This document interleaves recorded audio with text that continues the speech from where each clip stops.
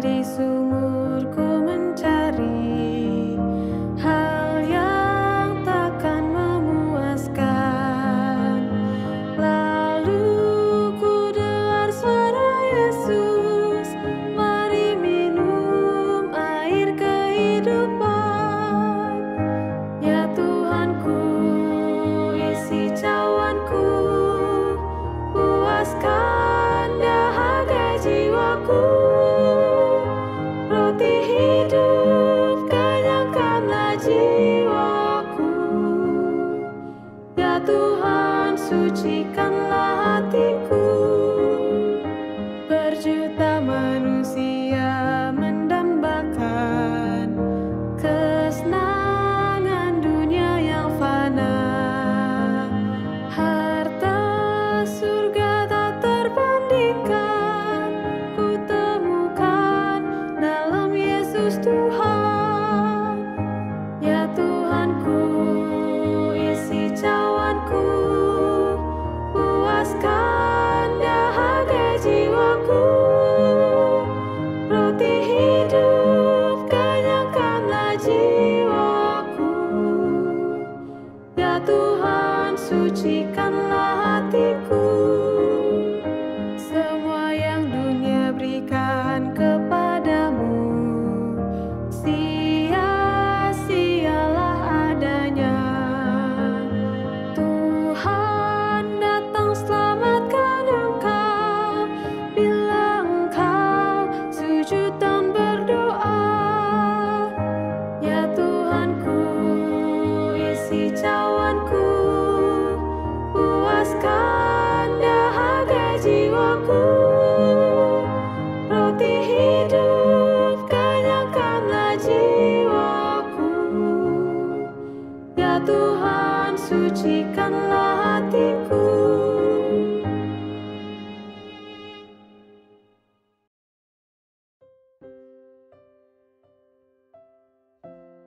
Saudara-saudara yang terkasih di dalam Tuhan Yesus, sekali lagi kita bertemu di dalam firman Tuhan renungan pada hari ini.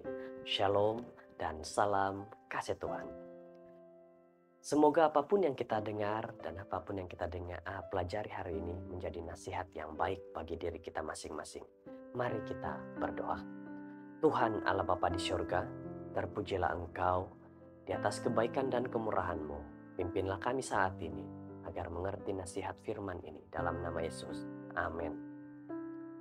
Saudara-saudara, hari ini firman Tuhan berjudul Hamba, Mei 17.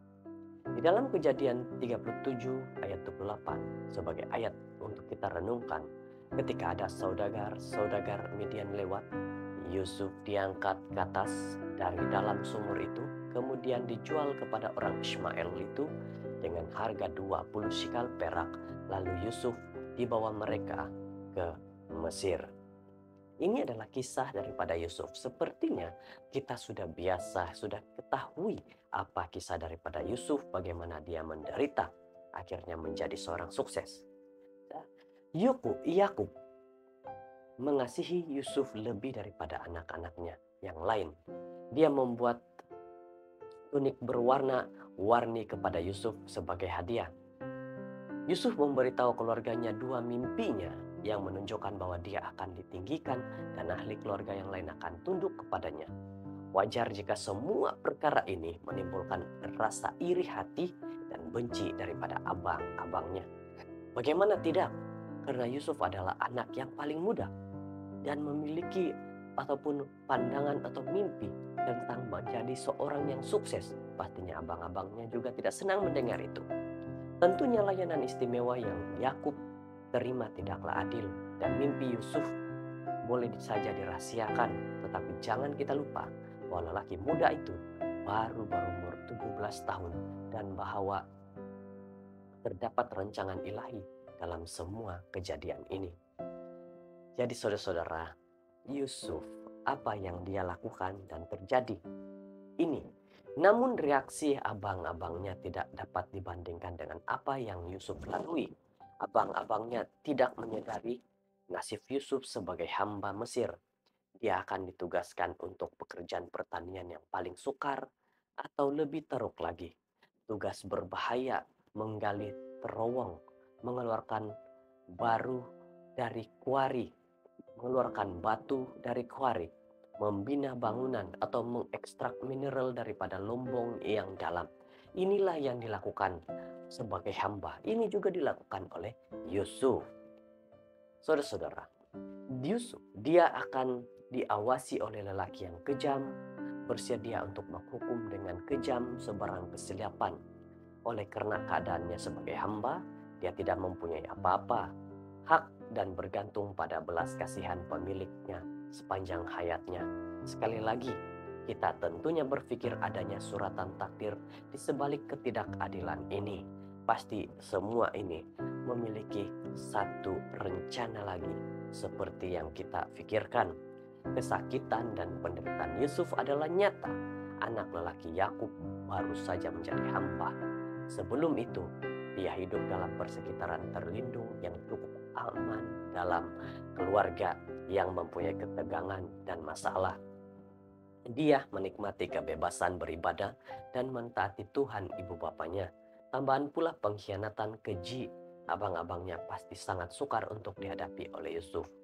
Saudara-saudara, seperti yang kita ketahui, abang-abangnya begitu tidak senang dengan dia, sehingga mereka melakukan sesuatu yang tidak baik kepada dia, kepada adiknya yang bungsu ini.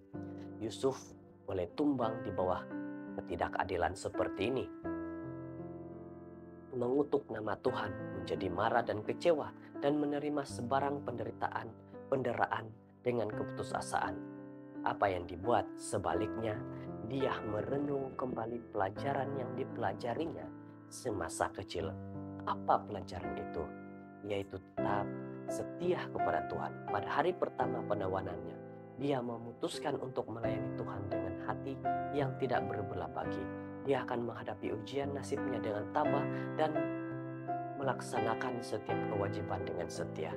Pengalaman satu hari telah menjadikan titik perubahan dalam hidup Yusuf.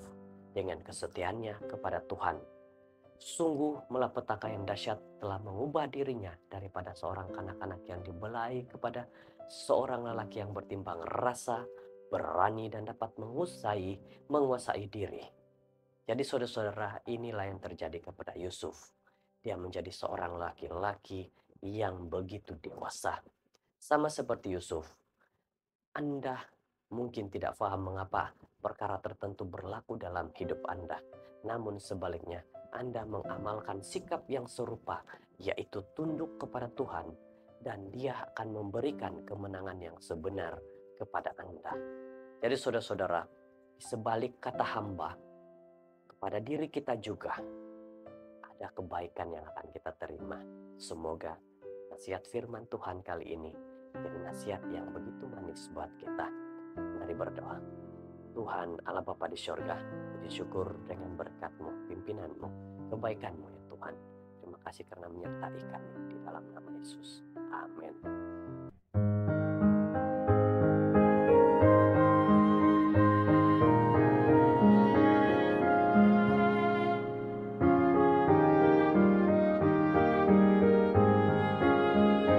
Bak wanita di sumurku mencari hal yang takkan memuaskan.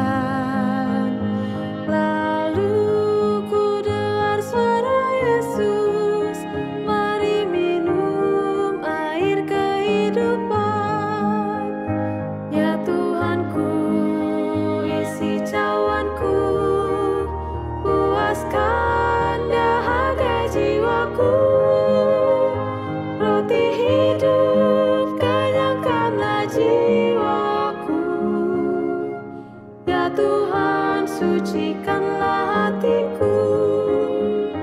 Berjuta manusia mendambakan kesenangan dunia yang fana. Harta surga tak terbandingkan, ku temukan dalam Yesus Tuhan. Ya Tuhanku, isi cawanku, puaskan